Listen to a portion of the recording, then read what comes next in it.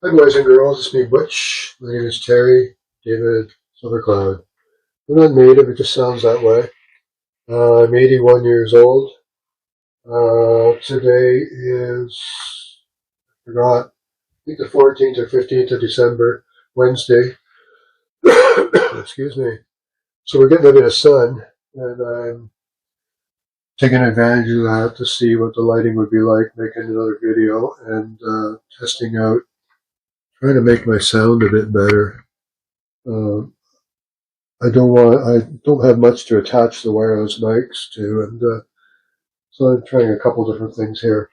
So I'm going to talk to you about belonging, the sense of belonging. We all want to belong, one way or another. I'm quite reclusive, so it doesn't bother me so much. Mostly I just miss my boyfriend. I'm going to get around to this. My boyfriend, Mark, he's been dead for 32 years. Um, But, I'm 81 now, and mostly I just spend my time trying to spread my ideas in physics. The idea that electrons are composed of tachyons and that electrons set the speed of light by their half spin, and that the tachyons move at 4/3 pi c cubed. See, I got something in there for the nerds.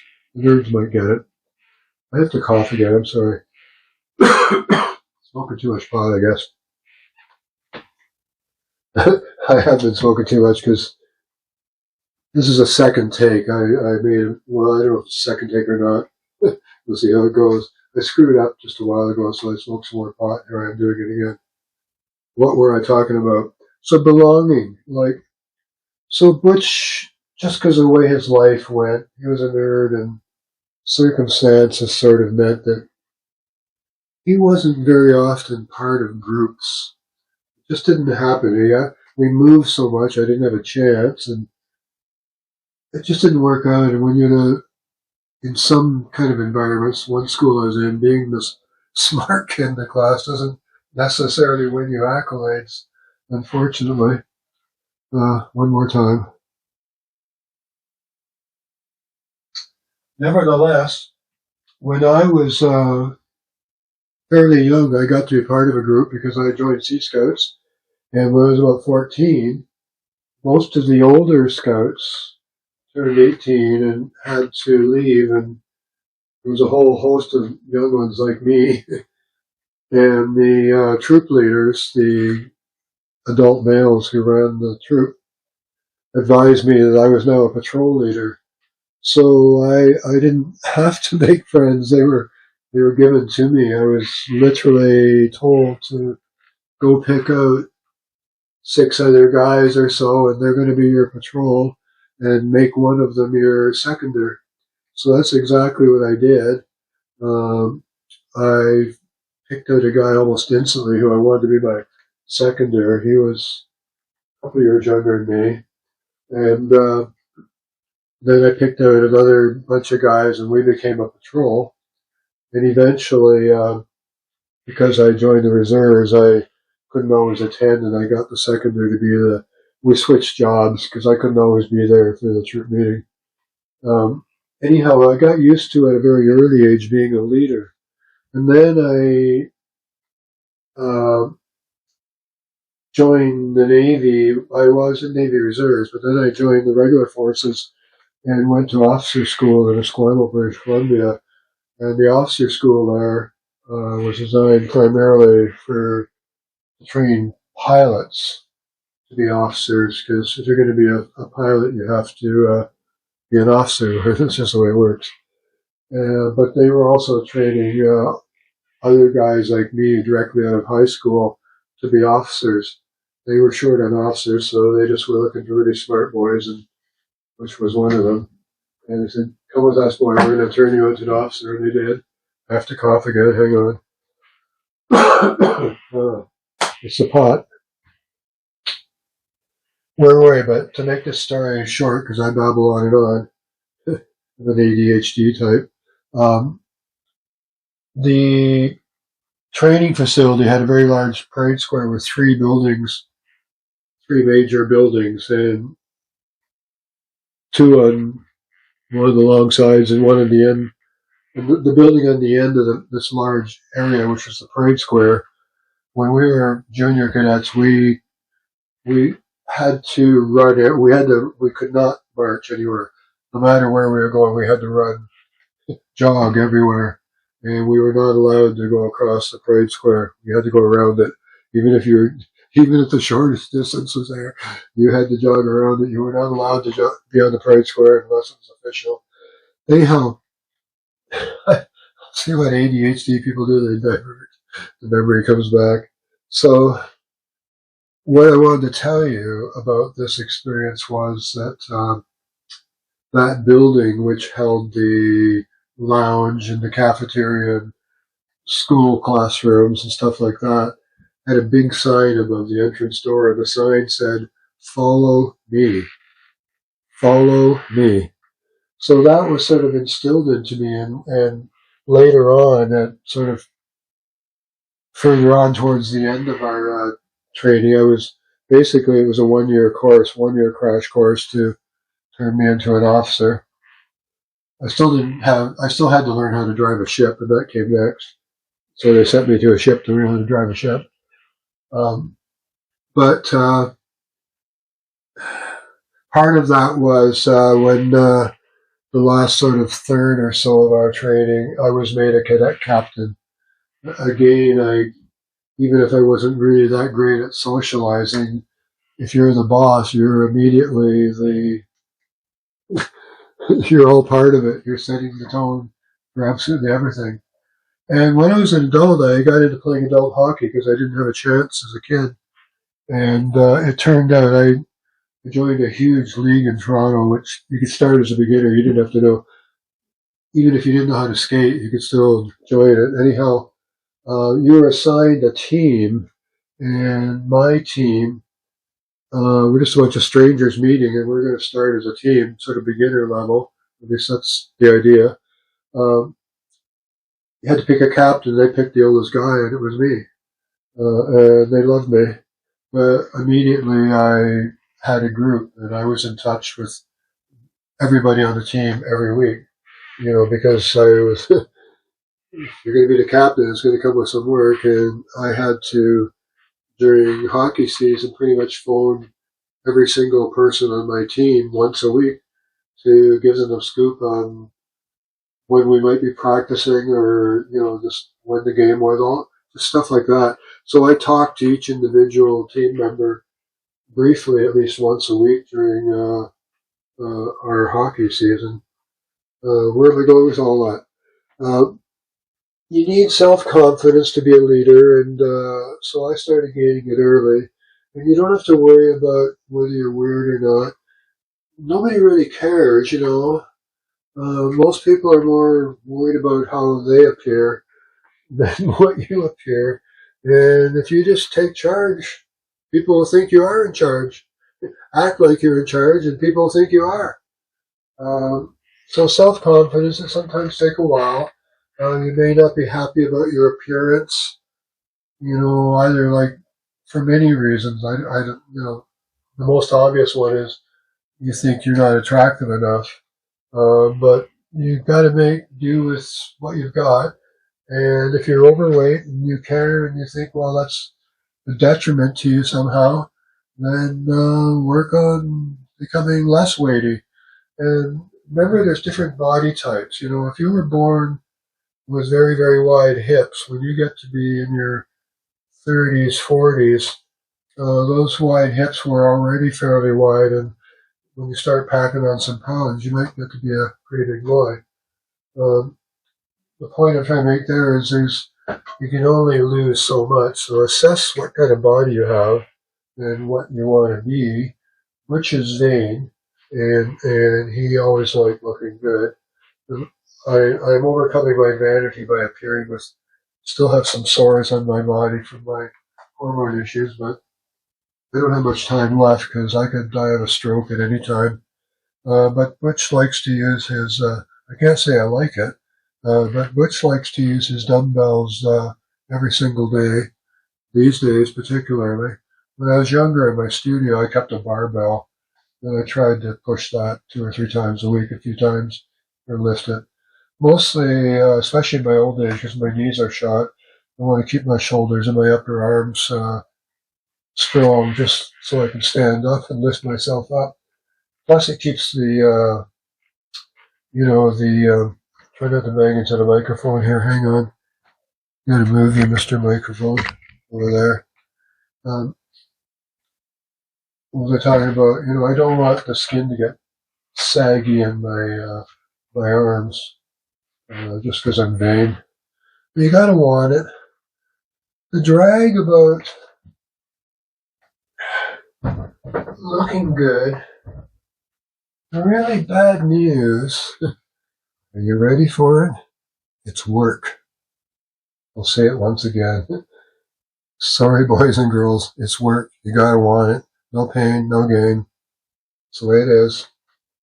So Butchie Poo wants it because he's vain, and that's just always the way he was. As terms of smarts, apparently everybody tells me I'm a pretty smart guy, so I'm not going to go on kind of boast about it or anything, but I am a pretty smart guy. Not all of us are born either with whatever works up there. I don't know what it is. It's not just that, but no matter with what you are born, you may not have been exposed to the right teaching or upbringing or knowledge. It's not that you're dumb or anything. You would be what's called ignorant. You say, I'm not ignorant. Ignorant's not a bad word. We're all ignorant. I'm ignorant. I don't even know what I don't know. And since I've had a stroke, I'm forgetting things. Ignorance is just not knowing something. That's all. It's not stupidity or anything. It's just, you're not dumb. You just don't know what you don't know. And an itchy nose. How embarrassing. Go away. Great time for an itchy nose. Where were I? See, I was supposed to keep track of how long this was, so now I guess I should not worry about it. I'm trying to keep things under 15 minutes for some reasons you don't need to worry about or care about. Mostly I'm trying to improve my sound and be entertaining, be educational, try to inspire you in some way, whatever way. Like I said, I'm 81. I'm always trying to push my ideas. This thing here, this is a model of what Butch says helium looks like at the point of condensation from a gas to a liquid, not with the red tape. This model's 25 years old. It broke, so I didn't have any more silver tape. So Butch says, well, that's kind of cool, eh? Butch says that Butch has a definition for solids, liquids, and gases. I have to throw some science in here somewhere. The nerds will get it. There isn't any real, you'll just have to take my word for it. There is no really good explanation for what makes a solid, a liquid, and a gas, a gas. If you look it up, you'll find they'll tell you in solids the atoms are closer together and they just get further apart in liquids and further apart in gases. And that begs the question of what about styrofoam? Tell me about that. How does that work? So there is sort of an explanation around that. I'm just being a bit glib there. Some of the chemists will say, well, really. But the point I'm trying to make is within the world of chemistry, physics, science in general, that's the definition you're going to get for solids, liquids, and gases. So Butch says, because Butch is Butch, he's going to tell you what's what. A solid is defined by having, grab one of my models over here. Are you still with me, boys and girls, my cameras? A solid is defined by having vertices, these pointy things on the end here, and flattish surfaces electronically. This would be some sort of crystal of some sort as a solid. Now, it could be made of multiple different kinds of atoms, but there will be some atom somewhere some single atom that Butch says will have this particular shape even. That's not important right here. The important point is Butch says solids have pointy parts. And he says that liquids are always spheroids. They don't have to be perfect spheres of any sort. But they'll be spheroids. They could be wobbly like a balloon with water in it. That's still a spheroid. There's no pointy parts anywhere. So a spheroid can have a whole bunch of lumpy parts around it. That still qualifies as a spheroid as long as there are no flat surfaces electronically. Everything's electronic, and I can't get into that. And we think it's solid, but don't worry about that. But electronically, it has flat surfaces and vertices, and liquids don't have none of that. Now, what happens with a liquid when it's chilly? It just shrinks. It's smaller and smaller and smaller. The actual molecule or atom of whatever it is, whether it's an atom or a molecule, other than water, that's another story. Let's not get into that. Water expands as it gets cold, but that's because it's made of two different atoms. But generally speaking, when things get cold, they shrink. Just like, you know what I'm talking about. They shrink down when it gets cold. But it was cold out. So what happens is everything spins in reality, and it can spin right or it can spin left. There is no up or down, but there is a right or a left spin relative to other right and left spins. And if something gains energy and it starts spinning faster and faster and faster, and remember it's a liquid, by some guess or by golly, it's flexible. Remember I said it can have lumps on it. But as it spins, what will happen is the poles will start to flatten down and the equator will get wider and wider. And at some point, the only way the liquid can absorb more energy, and it'll be longer wave energy, is to get bigger. And it'll develop a hole, just like that little tiny hole in there in one end. This one doesn't have a hole, the other, but pretend it does. And eventually it'll become donut shaped. A torus, and then more of them would be tori. So Butchiku says that solids have pointy part, liquids are bubbly, and gases are donuts. And what about slush and stuff? Well, if you squish any of them, those are the in-between whatever the previous shape was, which would be some slushy version of one or the other. And Butch says that what happens sometime, somewhere, and he would say it happens in stars, which it does, two hydrogen atoms, hydrogen can come in left spinning donuts or right spinning donuts. So two of those things look at each other and say, we could spin together. If I spin this way and you spin that way, we'll work. And they do, and somehow they got joined together. And Butch says this is helium. What it would look like at the and see how they're tightly bound together. They're trying to shrink further, just like your boys are as it's getting cold out. You know how they want to get smaller and smaller. So does this, and at some point it can't get any smaller. It's like, ouch, that's not hurt. And if it could, Butch said, if I was brilliant, I would have brought out one of my models. It'll turn into a thing called a gyro-bifastigium. That's Johnson solid J26. The gyro means it turns bi. There's two of them. Fastigium. Solid, I can't remember. So Butch says that the helium would become a gyro-bifastigium. And if you could start the universe, which you can't because it always was, but if the universe froze, which it can't, then it would just be stacked gyro-bifastigii, top to bottom, wall to each, left to right. There's very few shapes that can tile the universe. And one of them is a pup tent shape, which is when I had a stroke, so words are failing me. It's a triangle. If you can imagine a pup tent where every side is exactly the same length, and it's triangular. There's squares on the side, but there's triangles on the end of the pup tent. You take two of them, but you rotate one 90 degrees, but join their bases together. That saves them energy because one was spinning right, one was spinning left. And if they put their butts together, they say, we're going to spin together. And in the South Pole, they think they're spinning the right way, just like in South America.